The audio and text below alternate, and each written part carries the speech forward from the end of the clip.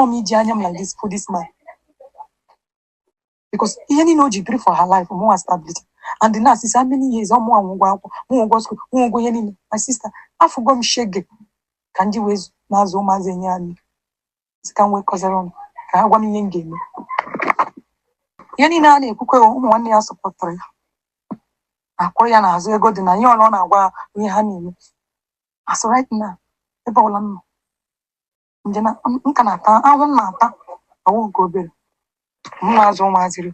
Na mụnwa ga-agba obi m ọ na-agụ m ịhapụ nwoke a nsị ka nkọsara gị before ka nwa advice ha enye m before m eme ihe dị m n'obi. Mgbe ahụ ụmụazị m ahụ na-eme mbujechara ha ihe na-eme mpụzi ụmụazị m na-agwa m na nwanne di m ahụ na-ewere ihe niile ahụ m gochara ụmụ m je n'ebe ọ na-ere ihe ndị ahụ were ihe niile ahụ ree ya ọmanye ụmụazị m. Ọ dịsị nwanne di m ahụ na-eme okere ụmụ m ihe oke ya na waterproof ndị gbara ụka nye ụmụ m.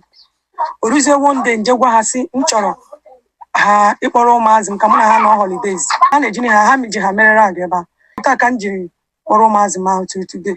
Since ahụ m na m kpọnyere ya mama abụọ nke the last baby ọ mụ na ya bi. Mama m jizi abụọ ahụ ọkpara m n'ute ada m ọmụma m jizi ụgwọ isi jụrụ m sị ọ nara ịma na nwaanyị dị ime na saịdị anyị ada akpa ego isi ya mana o mechara ihe niile a na-eme nke so maka na ụta m nwere ya ụmụazị mana ego ahụ a na-akpa isi ego nwaanyị ọkpa ya n'isi because mgbe ahụ dị n'ime ọkpara m ahụ. Thirdly, mgbe niile mụnwa na-agba akwụna ahụ ya na onwe ya ọ bụrụ sị na ọ like the money ọ gaghị ime m accept that first time. Ọ maka na ọ nabataziela m n'ime ụlọ ka o ji na-eme ya nụrụ m atọ piti. Nwoke ahụ di m asị na ọ di m o mechala m ihe 3 times lachakwa m agbachi ọ ga-akwụgide m fet ya ọ ga-eji mmiri wụọ m. Nwoke wetego crazy like this ka o were kpọọ m mgbafu. My sister nwoke a megide m ihe na-asị m nwoke m kpọpụta na village ụgwọ ụlọ m kwụrụ ya ụgwọ cheda m kwụrụ ya ụgwọkwa 5 months 5 years ihe m kwụrụ ya ụgwọ. So ihe njisi na nne ele anya wute afọ niile m na-ata ọ na-egbu m mkpu. Onye njisi ka mụnwa gbagbu ka m na-ama because na since aha m na-anụ na every year ka ọ na-anụ onwekwa nwaanyị na-anọ every year ọ na-anụ nwa different ụmụ nwaanyị since ahụ nwekwa nke na-anụ iwechezi olu ụmụazị m ka ị ga na-anụ ọ mụ na ha bizi kịta na so since m ji hapụkwana ya na since m ji hapụ ya bịa establish kwa myself m bịara ha ọzọwakwa again na-agbazikwa akwụna ejina m ya rụpụta obere ụlọ na village mana instant na ebidobe business ọbe ihe ndị were na nwa zụta nji ya gote half plot na village rụpụtagodo ụlọ mụ na ụmụazị m kụọ ya wee echi because echi na ịmana ndị family echi na enwere ike sị m ma onye ha chance onye ji try my best ịrụpụta obere ụlọ mụ na ụmụazị m ga-ebi na village mana ebidobe business ọ hazla aka na-eme mụrụkwa ụmụazị m n'azụ. Ihe na-ekpo m gbasara this man njisi ka of mine because si n'ụgwọ akwụkwọ ihe niile since how many years now ọmụnwa na-take care of ụmụ m everything ọmụ na-emere ụmụ m si na ngaji wee spoon everything mgbe na-afụ nwoke ahụ ọkpọrọ nwaanyị nke na social media nọ na-eko dịka na-eme a lot of things ị ga-eji mana like this ka ị ga-eji dịka mfu onwe m like this nke isi ka ihe mere onwe m like this iti na-ekpo m too much onye njisi m chọrọ like this ịkwụ ha ụgwọ ka a ga ụmụnne m ntị bụ akara nke unu kwa ịghọtago unu afụlụ na o nwere ihe ị ga-emegide nwaanyị o chebelu gị ụdị echiche unu anụla ife okwu nye achọrọ ka a were gobu wee daa anya n'ihe o melie. A na-agwa ụmụ nwoke na mgbe ụfọdụ na ndụ ha dị ụmụ nwaanyị n'aka feche na egwuregwu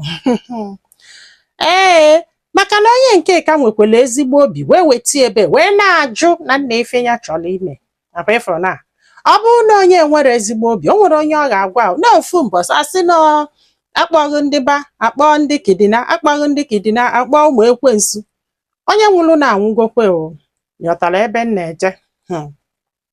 Mana ihe kwulu m ike n'ihe niile a bụ na ịma na this lady na-agba akwụna o dolughị anya na ọ na-akwụgharịta na-enye gị ego ị na-ewelu o wele gafu mepelu gị afịa wele gafu mee gị ihe ịbụ duje gị n'ọgwụ gwọọ gị ndụ mee gị nta mee gị nke ị na-eli the money oluka stand alụmalụ na-ego akwụna oluka ọ dọlụgide mma ịmalụ na ọ na-agba ashana right ọ na-agbakwa ashana ahụ mụọlụ gị ụmụ mmụọ izizi mmụọ ịbụọ ọ na-agbakwa ashana.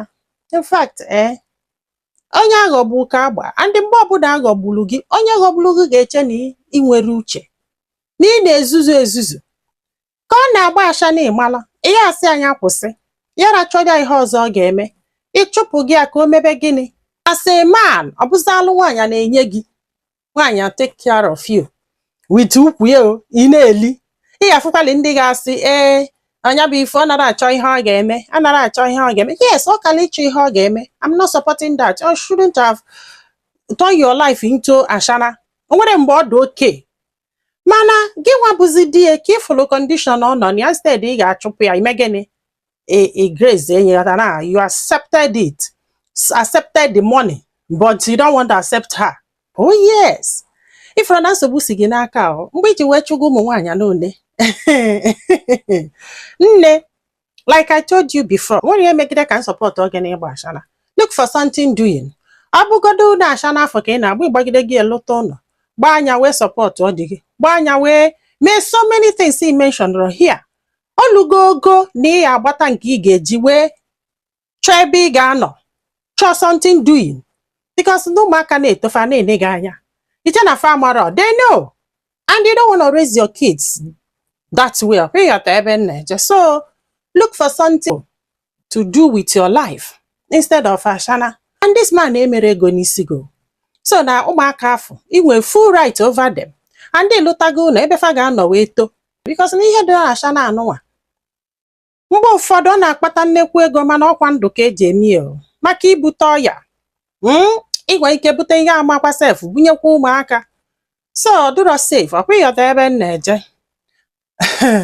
Mana ịchụkwa m isi ka ije gbuo eji m chịkwa ya gị mebele o nwanne m ọ ga-abụ ọ bụrụ na o nwere ihe dị ka eluigwe ilu oni aka na-ekpe sọsọ ikpe ashara o maka ekpechi ikpe ashara wee kpekwuo ikpe ọbala mmadụ ihe ilukwe n'eluigwe afọ a na-ekwu maka ya dịka eji m chụkwa ya gị gbaghalụ dulu ụbụ gị zụbụ ụmụ go ọ bụ na ị mara ife ị ga-eme go to court naanị ịgbago because of ụdị ihe ị na-eme ị nwere ike iluo na court agwaghị okwu do aṅa but still a ga-ejide ị na-akwụ gị child support ka ị wee nwee ike na-azụ ụmụaka akwa ịghọtago instead of this kind of itinye plus nke ị na-enweta it will be enough ma ga egbune nwanne m mmanụ na-eji n'ife nkwụ wee judge ndị be anyị daalụ ka ọ dị n'ụbọchị ọzọ.